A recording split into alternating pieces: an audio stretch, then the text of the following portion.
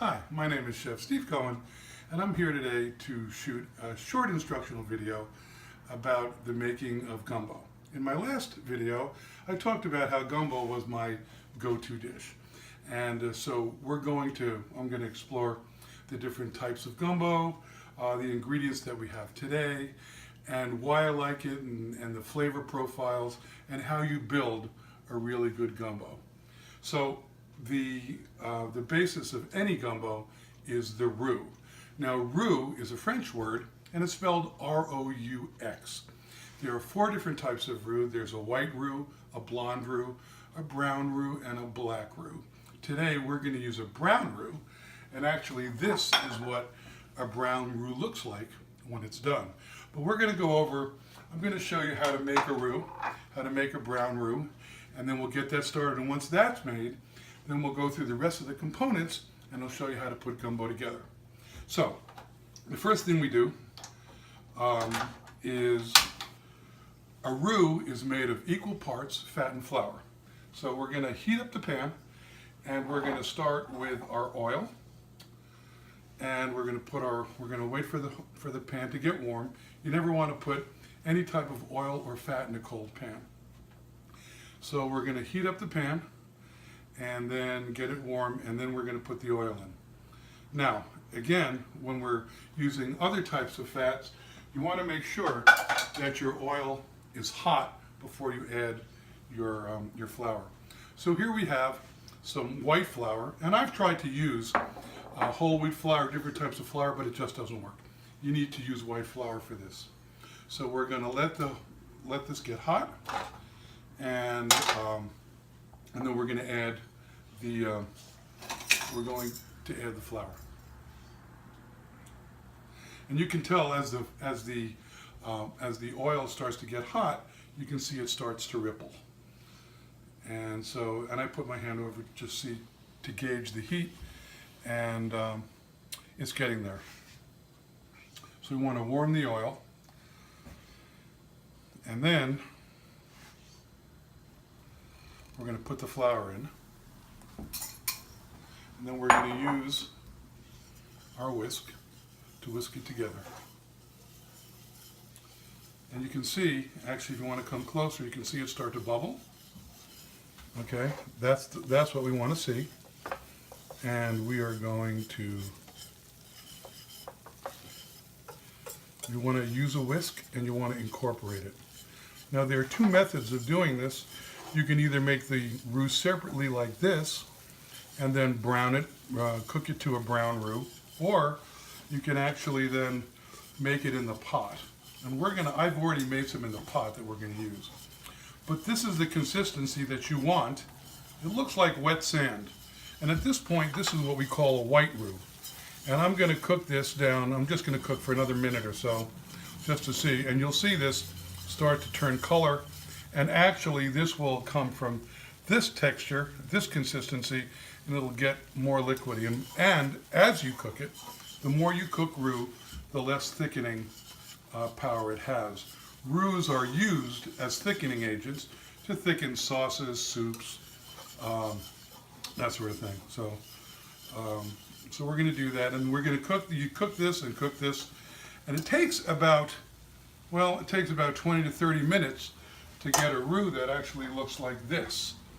And actually, Emeril Lagasse, somebody asked Emeril Lagasse how long it takes him to make a brown roux, and he said it takes 2 bottles of beer. And we have some beer over here. And if you sip the beer, not chug it, after 2 bottles, your roux will look like that. It'll be done. So this does not belong in the gumbo, but we might have some later. Anyway, so here it is. As you can see, it's starting to change. It's changing color. This is starting to go. But we're going to take this off the stove because I want to get our brown roux and our gumbo going. So I'm going to bring this over to the stove, and we're going to replace it with this beautiful brown roux that I've already made.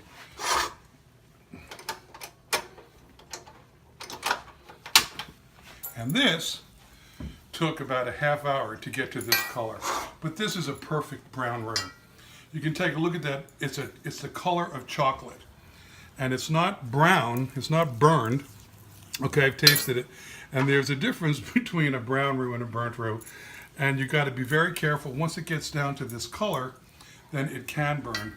But this roux is what makes gumbo so unique, because it adds that beautiful brown color and it adds a very nutty, unique flavor. And there are very few dishes that I know of that actually use a brown roux like that, except for etouffee uses it and gumbo. So that's what makes it unique. Gumbo really isn't a soup and it's not a stew, it's just its own unique thing, which makes gumbo so special. So we're going to heat this brown roux up, okay, and what we're going to end up doing is, and while this is heating, let's talk about what else we have here. So this, we have our onions, our green bell peppers, and our celery. And in New Orleans and in Louisiana, this is called the Trinity. Okay, if you talk about Trinity in California or Oklahoma, they're probably going to look at you like you've got a few bell peppers missing. But this is called the Trinity, and if you're in Louisiana and you talk about Trinity, they'll know exactly what you mean. And this is like a mirepoix, a mixture of vegetables. This is the basis of the gumbo, the Trinity and the roux. And we add everything else to it. So we're heating up our roux. So we have our Trinity, our onions, bell pepper, celery. Then we also have our andouille sausage. Andouille sausage is a pork sausage. It's smoked. It's already cooked. What I've done is to add a little more flavor is I've browned it first, caramelized it to add a little bit more depth to it. Some people don't do that, that's fine. So here's our andouille sausage and our chicken. And our roux is coming along there. And with chicken, there are a couple things that I do. When I'm making gumbo, or when I'm making any type of a stew, I always use chicken with the bone in and the skin on. And the reason why I do that, and that's what I have here, and the reason why I do that is because having the bone in there will do two things. Number one, it'll keep the chicken moist, because this is going to cook for a couple of hours after you put the chicken in. Second thing, you've got the bone in there and it adds more flavor. And as I go through this, I'm going to be talking about building layers of flavor. Okay, it's like building a house. This is your foundation, and then you start adding on and adding on and adding on, and at every step, our goal is to add more flavor and increase that flavor profile. So, here we have our roux, and that's getting pretty hot, okay? And then what we'll do is we'll start adding our Trinity. Remember, this is a Trinity. Okay, but I'm going to take about half the Trinity. You can hear it sizzle. Once you hear it sizzle, then you know that it's hot enough. And what happens is I'm going to turn this off now. I don't want my roux to burn, because it took me a long time to make it. Okay, and what the Trinity does also stops the roux from cooking. You don't want this roux to go much further than it is now, because it will burn. Okay, and then we have some bell peppers. Now the other thing that you're noticing here is I'm using half of what I've got. And the reason why is because I want texture. As this cooks and cooks and cooks, the juices are gonna disperse, and the vegetables are gonna get soft, and they're gonna kind of disappear. And I like texture and flavor and color.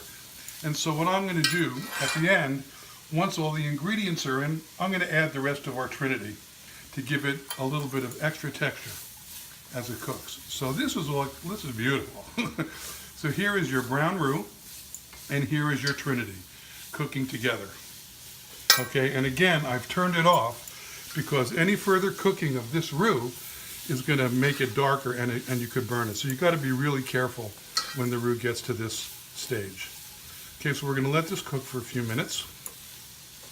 Okay, what we want to do is soften the vegetables. Okay, and usually when you soften vegetables, you do it in oil, you do it in butter. But at this point, we are going to soften the vegetables in the brown roux. So I'm going to give it a little bit more heat.